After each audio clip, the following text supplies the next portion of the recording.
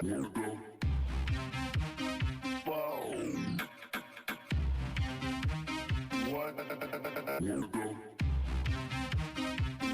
the fuck? America! Jade Helm 15. Jade Helm 15. Jade Helm 15. Jade Helm 15. Jade Helm 15. Jade Helm 15. Jade Helm. Joining us now is Steve Quell. Thank you, Steve. It's really nice to be on with you because Jade Helm, I think, needs to be put in the larger context. This is the first time in history that a 2-month-long operation is going to be focusing on the American public. We know that the same tactics that are being proposed for the exercise to take place between the hours of midnight and 4 or 5 in the morning is exactly what the special operations troops did prior to the bombing of Iraq and all of our different Middle Eastern ventures, whether it's Afghanistan. In other words, you move the special operations community in prior to an event. Now, remember, I want to take everybody back to Larry Greatwall in his book, No Place to Hide. If people remember, he was the one that penetrated the weather underground when Bill Ayers and 24 other elite from Ivy League trained schools were talking about the necessity in the early 70s of killing 25 million Americans, and prior to the killing of them, moving them into detention camps for re-education. Now, I know, David, that you've read his stuff, but here's the larger context. I think that people are being tied up with the events or the implementation of how they're going to round up people and kill them, and they're forgetting the idea that when Bill Ayers was making this comment, he was deadly serious. Now, I've just taken the population density at that point in history, moved it into our point in history, and the numbers I've heard from special operations, active duty generals in the past, contemporary military and intelligence agents, is they're up to 80 million to 100 million people. So I think if people put it into context, notice a change. Notice a change when Middle East terrorists became obviously embraced by this administration. Now, that's the context. I think that people have got to understand that context, David, because what we're talking about is not an exercise. When the local police are told to stand down and not respond to gunfire, by the way, it's a live fire exercise. When we've seen massive YouTube videos, you guys at Infowars.com have led the charge in showing all the videos coming into you from all over the country. People are now starting to get it. And the point that I want to really get across to everyone today, and thank you for taking this hour out of your time to interview me, is this. This is the full-scale implementation of the red, the blue, and the green list. The red list are people. Now, do you remember, David, and I'll let you obviously respond because that's just my intro, the days years ago when gun owners' homes are being GPSed? Oh, yeah. Yeah, absolutely. Okay. Yeah. And we warned about that. And we tried to get people to understand. I was literally in my front yard in right at a mountain community at the base of the mountains in Bozeman, Montana, when the guy came up with his GPS unit and his bicycle and came literally to my front door. And I watched. The reason I didn't challenge him at the time, I wanted to see. To the left of me were leftists, to the right of me were leftists, and I wanted to see if they even got GPS. Absolutely not, okay? So I watched. This is not a report. Well, we heard massive reports of that happening. And the deal that people have got to understand is this, that with the implementation of the red list, the blue list, and green list, that was given to me almost 20 years ago, actually before that, about how it would be implemented when they were ready to make their move by the former head of the Environmental Protection Agency, who was murdered for the Western United States. So that wasn't just, quote, internet talk, and obviously that at that point the internet was just in its beginnings. But I think it's important that people have got to understand that this explains everything. It explains the Chinese, it explains the Russians, it explains the North Koreans, and it explains the assault coming on the United States from Mexico. Remember when we broke the story? I think Alex had me on to talk about the Chinese troops. You guys verified it below the border. Yes.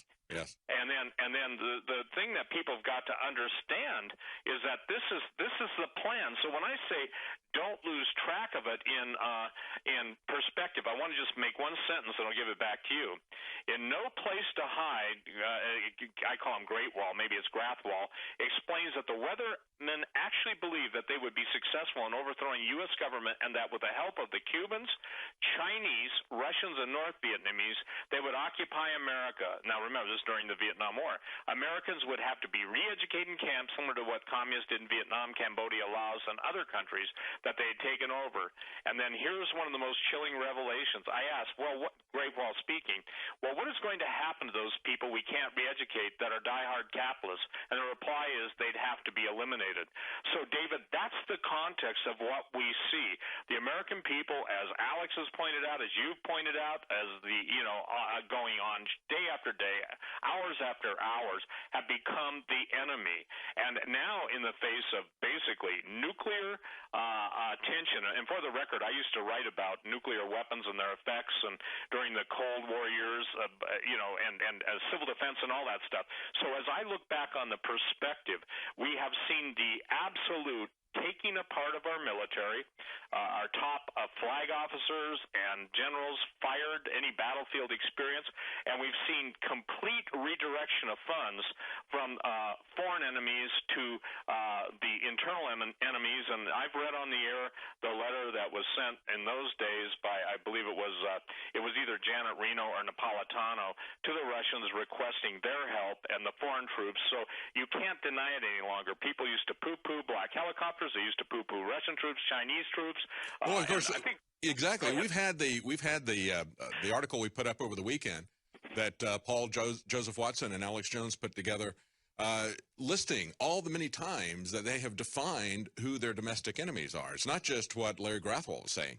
We've been seeing this coming from the administration. We've been seeing it coming out of the military academies and other think tanks that are associated with the military. We saw it coming out of the MIAC report. When they define what their enemy is, when they come in and do things like the NDAA, and then they start having these training exercises like we saw in Fort Lauderdale, where it looks like they're actually implementing the NDAA, dragging people who are civilians down the street, taking them off in helicopters, marching them in single file with military guards on either side, putting them into white vans and driving them off. I mean, that's exactly what we would expect to see if they implement the NDAA. But, of course, they told us, don't worry, we're not actually going to do that.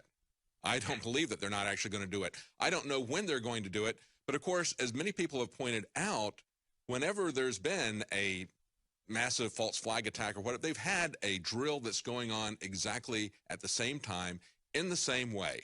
We saw this with the 7/7 bombings in London and the subway bombings. These people came back the day or so after and said, well, isn't this amazing? We were running a drill in exactly the same place with exactly the same scenario at the same time this was happening. It happened with 9/11.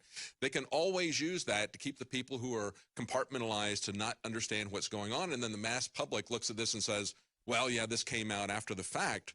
But when we expose it before the fact, maybe this particular time this won't happen. Maybe they will just do some kind of a training exercise. But we always need to be on the alert. Steve, you were talking about the fact that you're concerned that this is coming to the next step, coming to fruition in terms of a war against the American people, talking about Larry Grathwohl. You're talking about the red list, the blue list, and the green list. Break that down for the audience. The red list are the primary target for the New World Order in the United States of America when the order is given. The lists already exist, and again, according to, and I want to make this clear, I cannot know this stuff unless people tell me. Just like Alex gets tips, you get tips, David. There are people out there that genuinely love their country. So that's how I got this. A red list are primarily firearms owners.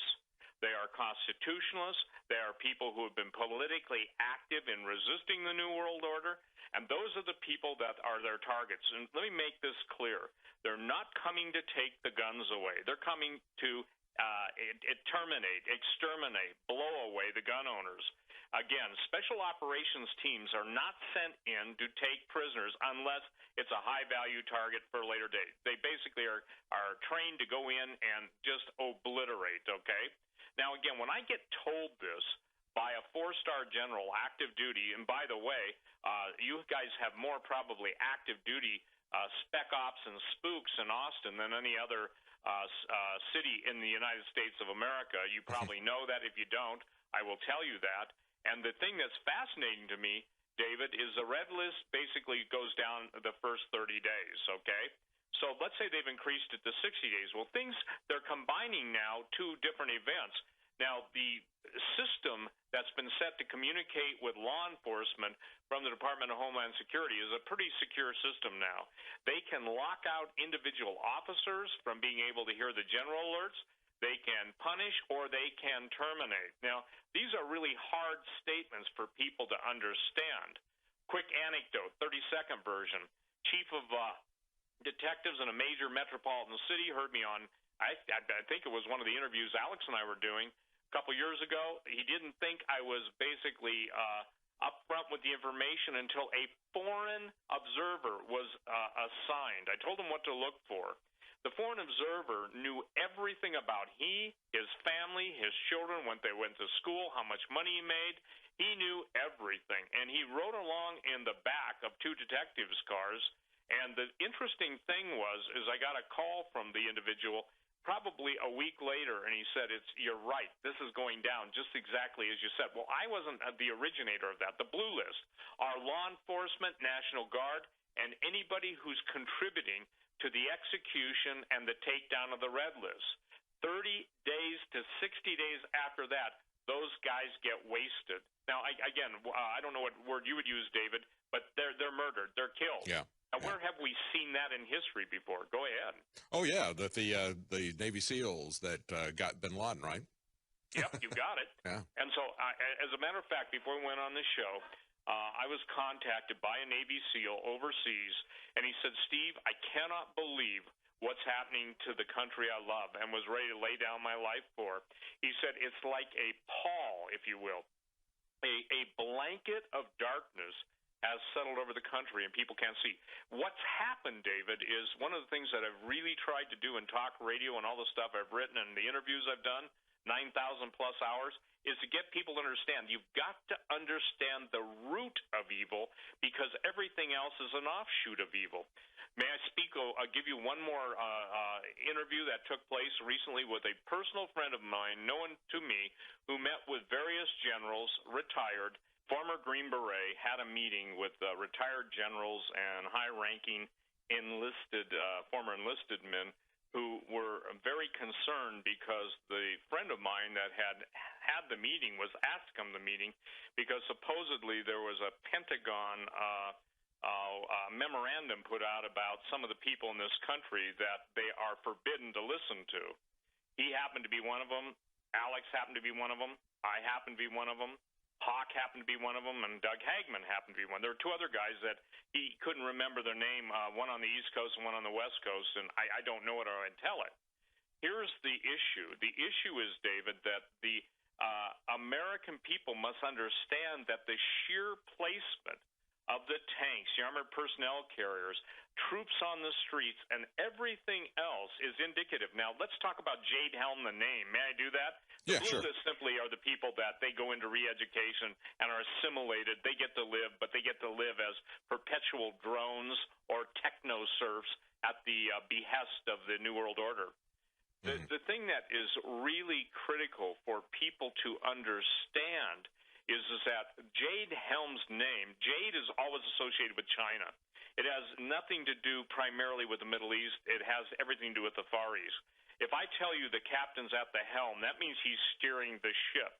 That means that he is the one who's in charge of the direction. One of the Chinese demands upon the United States government was the fact that they needed to disarm the American public. You remember that story when it came out that China absolutely demanded that the American public be disarmed? Yeah, I remember that was kind of strange, wasn't it? Yeah. And there's always something behind that. It's kind of like when the UN came out and said, you need to shut down Colorado and Washington State. The federal government needs to shut that down because we have a UN drug treaty. And, of course, it was the UN that set up the schedule for the war on drugs 10 years before Nixon declared the war on drugs. Right. Yeah. Well, what's important is everything's in a name. Now, look, it's not lost in the financial markets that China has amassed the world's largest gold hoard, and this has everything to do with the name Jade Helm 15. Obviously, 15 can relate to the year that it's going to be implemented, as in this year. China is going to make an announcement at some point, and we're seeing it with the AIIB Bank. We're seeing it with the nations abandoning former allies. It doesn't matter if it's Australia, doesn't matter if it's Britain, it doesn't matter who it is. Everyone's going to China because basically it's a truism, a maxism in the world that he who has the gold makes the rules. One of the things the bankers have been able to do is to transfer the gold that was in the United States. It's irrelevant if there's anything in Fort Knox. I'm here to tell you that there's nothing there. The point being is that China, with its 30,000 plus tons of gold, by the way, the World Gold Council is totally inaccurate in the country's gold holdings, just they're wrong. Russia, for instance, has right now in excess of 10 to 15,000 tons of gold. So the point is, let me make this clear. Jade Helm may be the orchestration and the introduction of the Chinese yuan or renminbi in a gold-backed or commodity-backed form. At that point, the dollar will lose value almost overnight, if not become worthless. My guess is, just quick and dirty, it goes down 50% in a matter of days and then another 30%. Well, that's not going to make anybody happy in the United States. The point being is that the riots will be generated. Now, here's something people need to do. Go to the root of the problem. You'll understand the fruit and how it will be implemented. In order for the communist revolution to take place, they want to engender civil war. I've been saying that. Alex has been saying that. And by the way, obviously with the Mayak report and others, when the veterans were vilified, any man or woman who has served in this country in any official capacity had to note that this man's military, and I've never been in the military, but that's what a lot of them call it, has changed so dramatically. And it's fascinating to me that even yesterday or the day before, I may be off a day, but the President of the United States has now declared they want to cut back the military pensions. At the same time, there's unlimited amounts of money to purchase billions of rounds of ammo, MRAPs, the police department who have been militarized. So here's what I'm saying. When you're talking about that, Steve, I think it's very interesting that it was just last summer that the Pentagon announced that they were going to stop giving equipment to fire departments. This was something that they have been doing since right after World War II, giving equipment to small rural fire departments because they can't afford very much, and they're the ones who have to deal with the really large fires. And so they shut that down. It stayed shut down for about a month, but there was a lot of pressure from the firemen, from congressmen and senators. They got that restarted.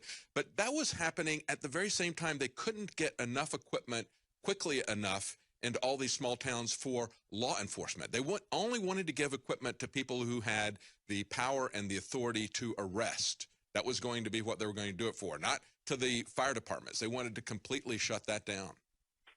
Well, and you're correct. So the point is that, in essence, all the fire departments, any authority figures that with the power to arrest, and by the way, everybody, as you know, has been given the power to arrest now, from IRS agents to remember when the Forest Service Rangers never wore weapons. I can tell you from watching them, I take a lot of photographs, and in the national parks, and now you would swear that you would declare freely. You can't believe how weighted down those guys are with weapons in their car, AR-15s and shotguns. And, of course, you shouldn't worry about the fact that they got billions of rounds of hollow point bullets, which the military doesn't even use. You shouldn't even worry about that. As we got all the pushback, they would look at the small purchases for some of these organizations and say, well, that's just for target shooting. But it's $3 billion. They would take the very smallest ones and they would push back against that. But we won that fight.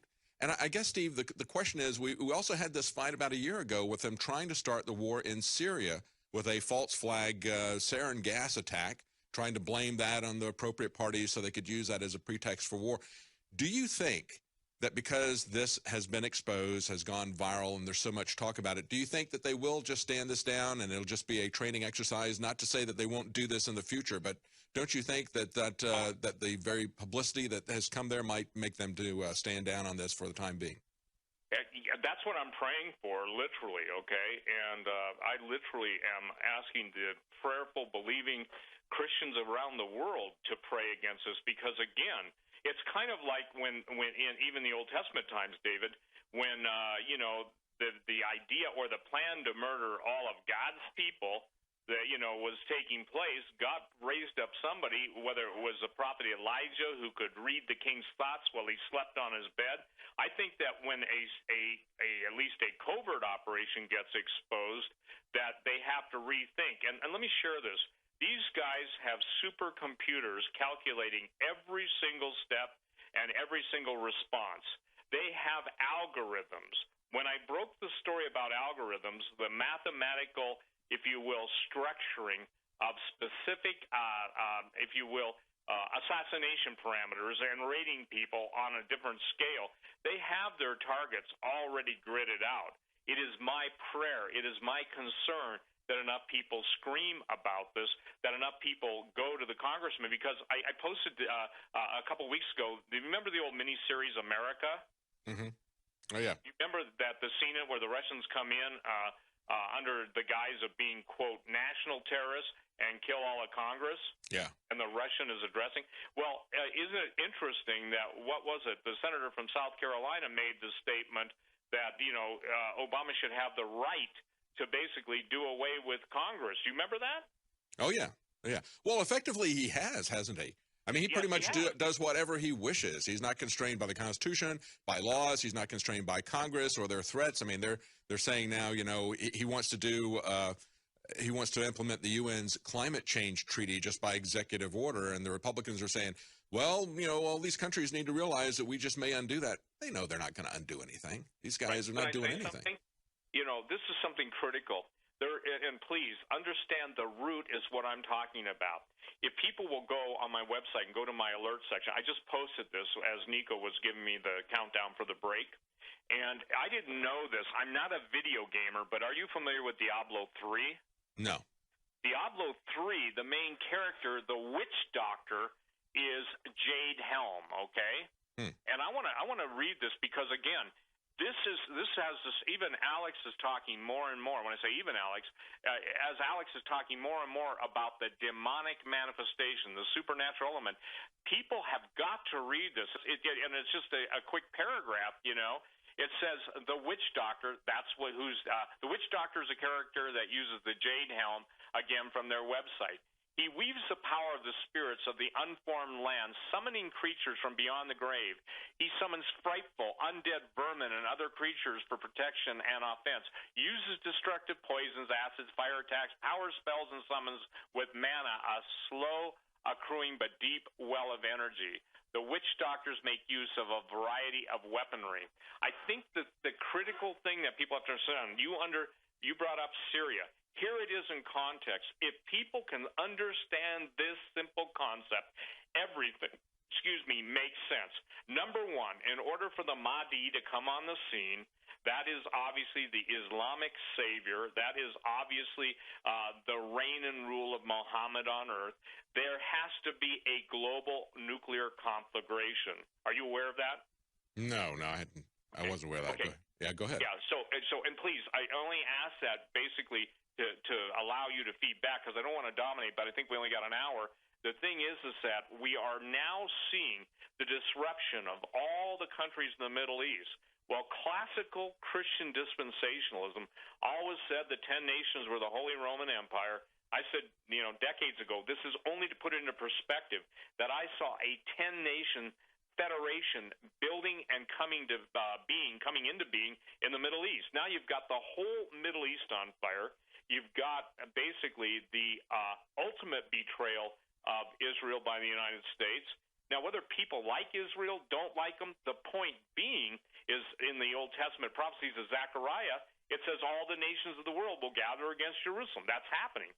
I think you're very right.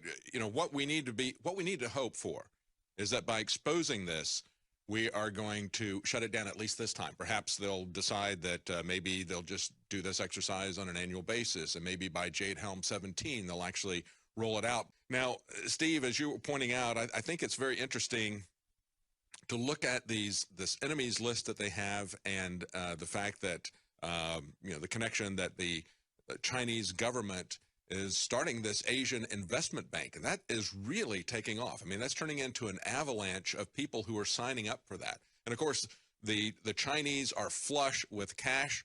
they're using this in a very different way than we have used the IMF fund. But even the United States is trying to get on this just so that they won't be left off. We see a massive shift from the United States, of course, to China, but that's been going on for quite some time. Everybody can see that. But it's really accelerating at this point, isn't it? Well, it's not only accelerating, but, somebody said, what's in a name? My answer to that is everything. When any operation is chosen, there is usually a reason for the name being chosen, and that's why I believe that Jade Helm is so critical. Let me make this clear, and this is something that I stand on after 10 or 12 books. I think I'm up to 12 now.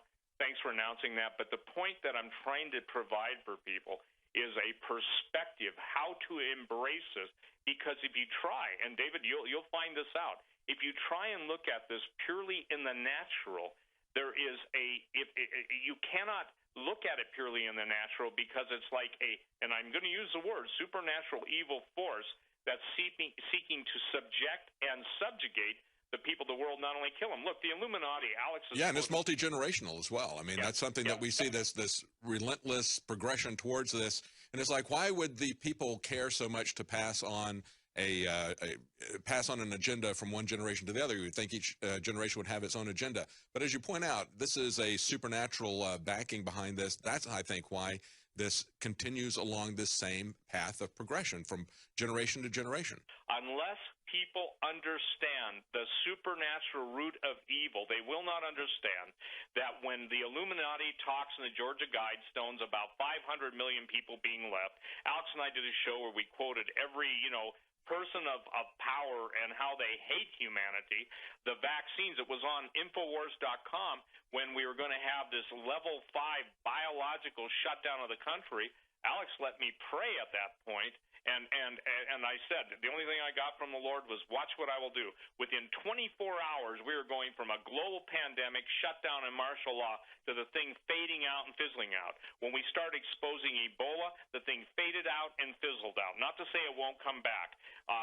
The point being is when you hear of almost ridiculous releases of some of the most deadly pathogens in the world, and I wrote Breathe No Evil 15 years ago, the point is that I know how these people think, because, again, there is a God in heaven who reveals the secrets to his servants, the prophets. I'm not a prophet. All I am is a watchman. Now, I want to Absolutely. say... Hang on, Steve. We've got to go to a commercial break. When we come back, I do want to talk to you about that book, Breathe No Evil, in light of what just happened in Tulane University. Stay with us. We'll be right back. Welcome back to the Alex Jones Show. I'm David Knight in Austin, and we're talking to Steve Quayle. We've been talking about Jade Helm, and Steve's pulled us back to talk about the broader context. And, Steve, I want to talk about your book here, Xenogenesis, Turning Men into Monsters. You'd also talked about, you also had a book, Breathe No Evil, where you were talking about bioweapons. And we've just gotten a glimpse into the massive, if you want to call it, incompetence of the CDC and these biotech companies who are bringing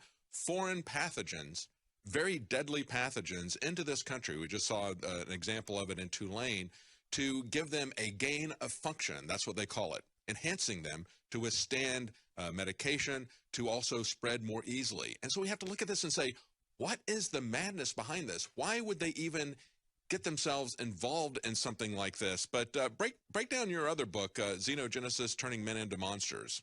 Well, xenogenesis is important for people to understand, because behind the intentional release of bioweapons, remember this, that when people are being exposed to headlines that there's been a strange release, or that the CDC, that Center for Disease Control, thought that the last remaining supplies of smallpox always mysteriously turn up, every pathogen worldwide that has been located, isolated, or reanimated is designed for bioweapons. The basis of all bioweapons is ultimately first to kill the enemy, but ultimately to end all life. When I broke the story, David, 30-second important story on race-specific bioweapons in South Africa, designed by Dr. Wouter Besson, that went wild throughout the world. There was absolutely a project called Project Coast. But Yes. to give it a more impetus, when Alex and I, or whoever talks about singularity, that talks about transhumanism, that talks about all of the different technological enhancements to mankind, super soldiers, this is stuff that I wrote in my book, Xenogenesis. What they're doing is taking third-party DNA sequences, hence xenogenesis just means the addition of an additional helix to the double helix, creating a triple helix, in other words, a stand, and creating literally new life forms. Now, when I first wrote that in Genetic Armageddon 15 years ago, people just couldn't handle it. But now we're right there where, guess what? The lie that people are being told is biological enhancements are one thing, but when you combine them with robotics, you're going to get basically an Uberman, which Nietzsche talked about, and which the Nazis were absolutely looking for. The word Ubermensch literally means supermen. So when DARPA went forward with its super soldier program and basically started integrating specific gene traits from animals, i.e. eagle vision, i.e. regenerative processes of a salamander, i.e. all of the different things, it's just like this was a comic book series coming out into real time. And again, because I've been so far ahead, it's just like this, ladies and gentlemen. The bottom line, I used to say that all the time, David, and people would send me email, don't use that, you're overusing. No, the bottom line means when you cut through all the crap, when you cut through all the haze, all the fog, and all of the misdirection, the bottom line is there is a supernatural force called the devil, which the Luciferians worship, that are trying to kill off every man, woman, and child. And what they're promising is eternal life, and they're promising supernatural and the ability to basically live forever and have to deal with nothing, with super intelligence. It's kind of like Animal Farm on steroids. Absolutely. Everybody is equal. Well, actually, Steve, it's kind of like Genesis, where the serpent promised that with this knowledge, you're going to be able to live forever. You're not going to ever die. Thank you so much for joining us at stevequail.com.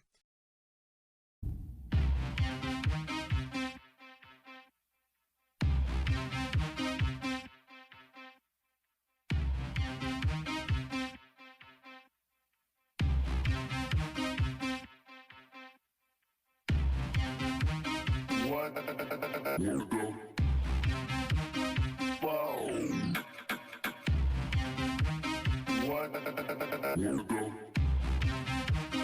What the